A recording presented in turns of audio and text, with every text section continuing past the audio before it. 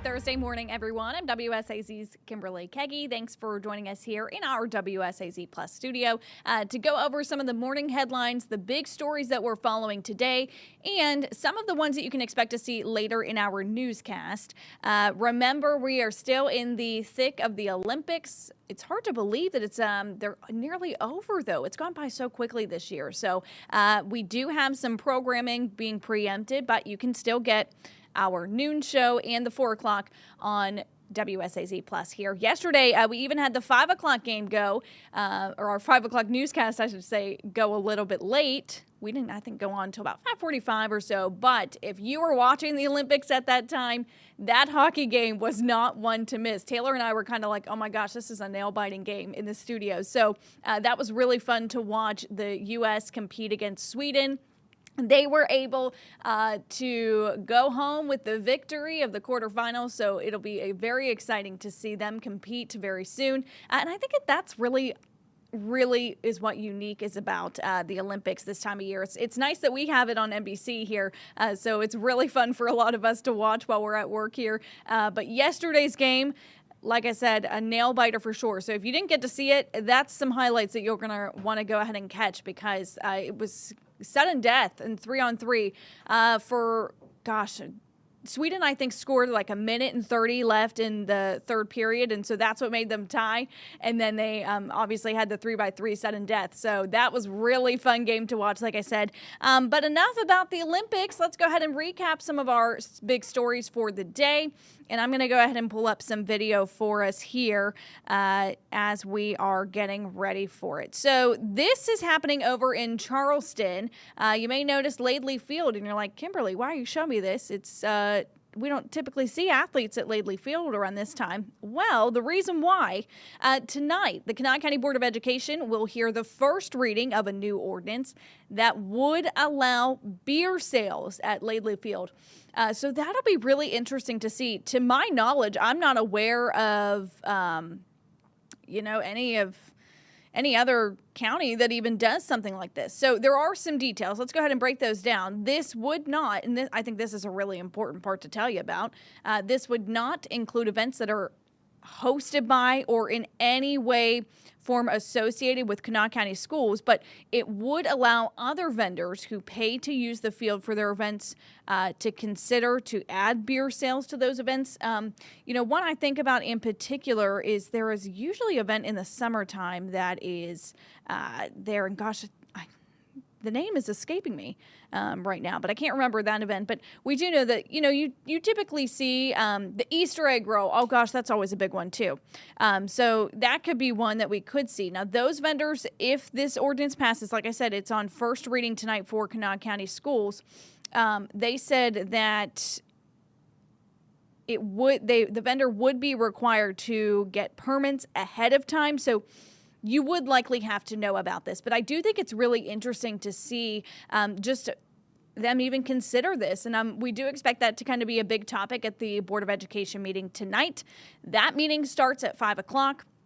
Now, if the ordinance passes tonight, let's go ahead and talk about those next steps. It's only the first reading, so it would still have to go through a second reading, and we probably could likely see some more public debate on that at the Board of Education meeting.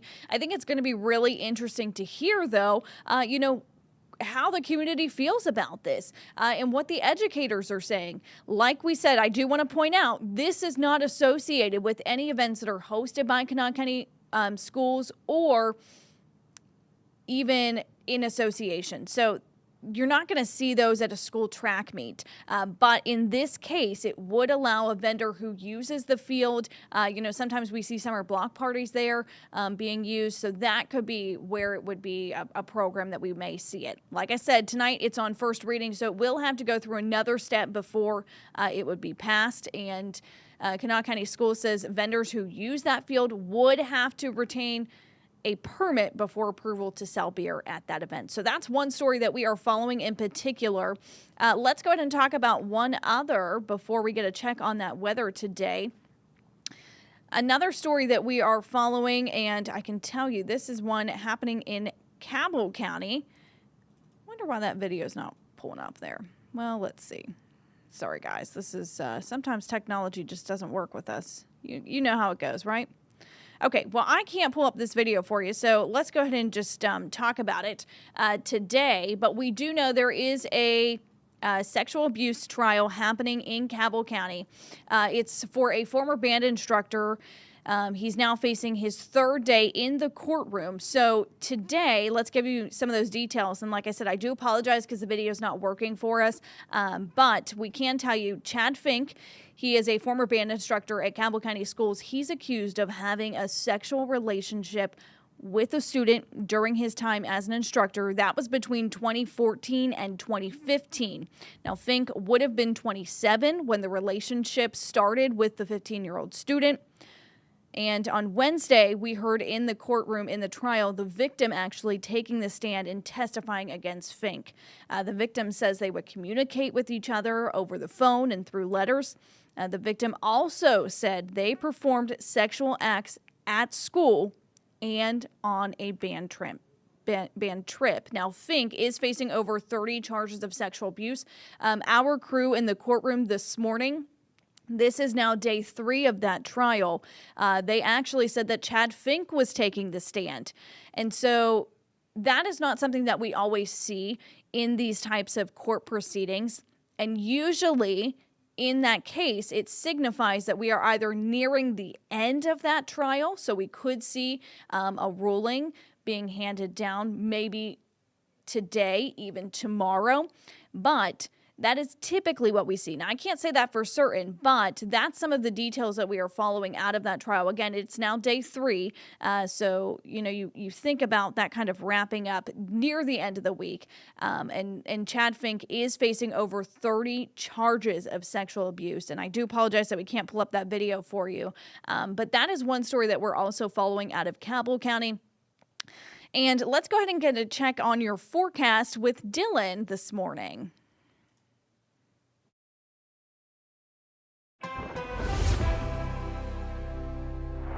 Good morning, First Alert Meteorologist Dylan Goday here. We are seeing some morning rain on this Thursday that is exiting off towards the north and the east. It's going to be replaced by a quiet midday with maybe a couple showers around. We will be watching some storms developing to our west and moving east, some during the evening hours, but a lot of the area won't see any activity until your overnight as a broken line of showers and storms pushes through the area.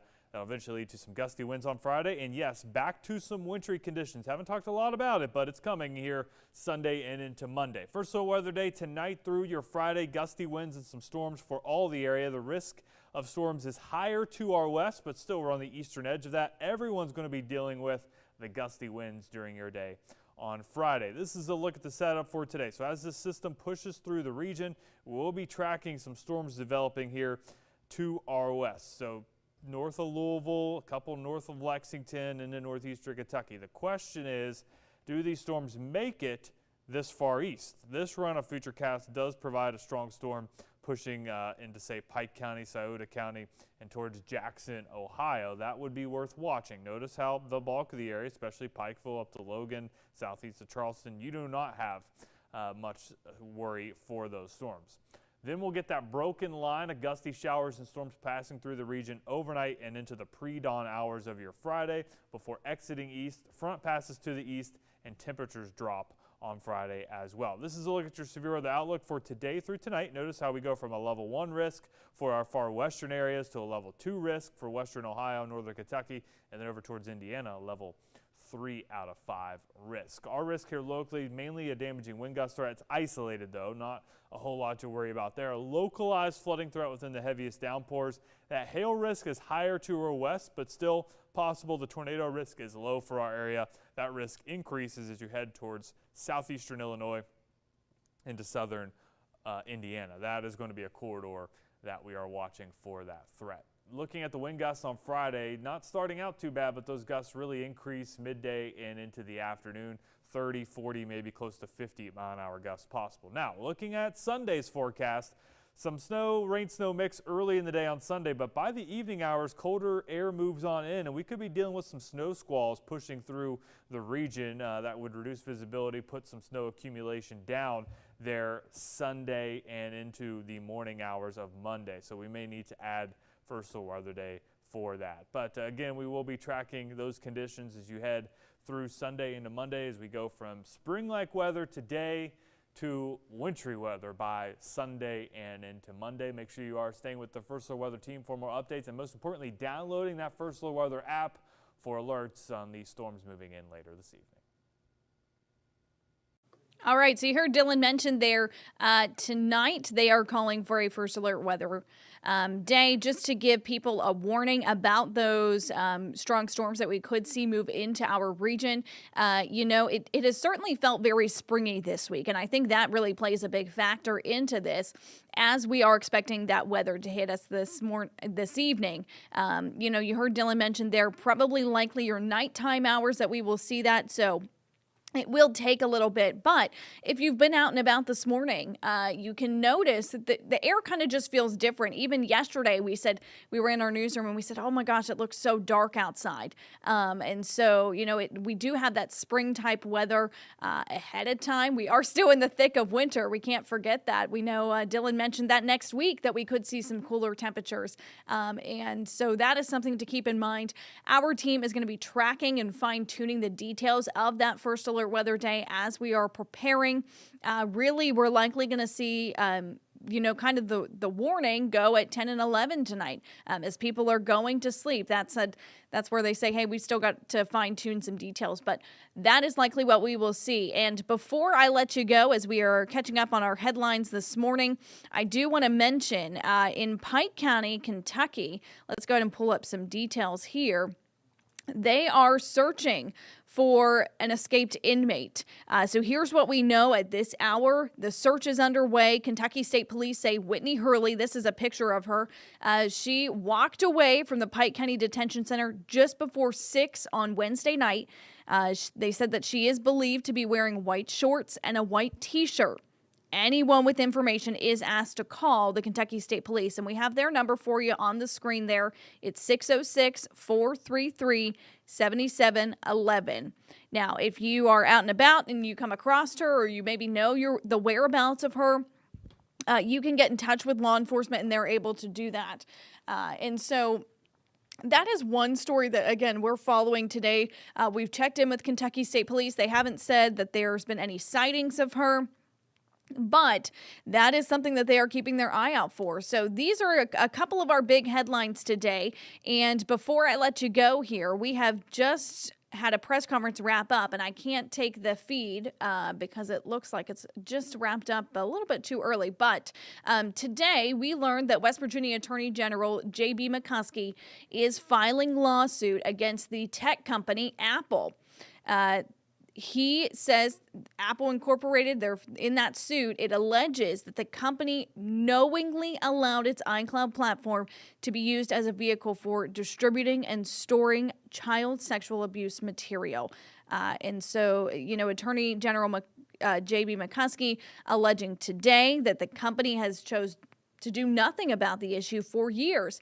We do know that lawsuit will be filed in Mason County, Kentucky, or Mason County, West Virginia, excuse me. And so when we heard some of the reporters asking some questions today, one of them asked, they said, why Mason County? And J.B. McCoskey telling the reporters there in that press conference this morning that he expects that a jury will be able to be seated there. And he said, you know what, we feel good about having that lawsuit. We do believe that it will stay in state, so it won't be moved to a different venue. And so, that is another big story that we're following today. McCoskey saying that this is the first of its kind brought by a government agency against Apple, and so that suit was filed in circuit court in Mason County. And so that's another big story that we're going to be following today, and one that we will have an update for you in our midday show as well. So we certainly appreciate you joining us for our morning headlines today, and we're going to go ahead and get a check. And I hope you guys have a great rest of your day as you are preparing. Like I said, be alert because that first alert weather day is coming later today. You heard Dylan mention it, so that's something that we're also going to be tracking. And we hope you'll join us again at midday and 4. Have a great day.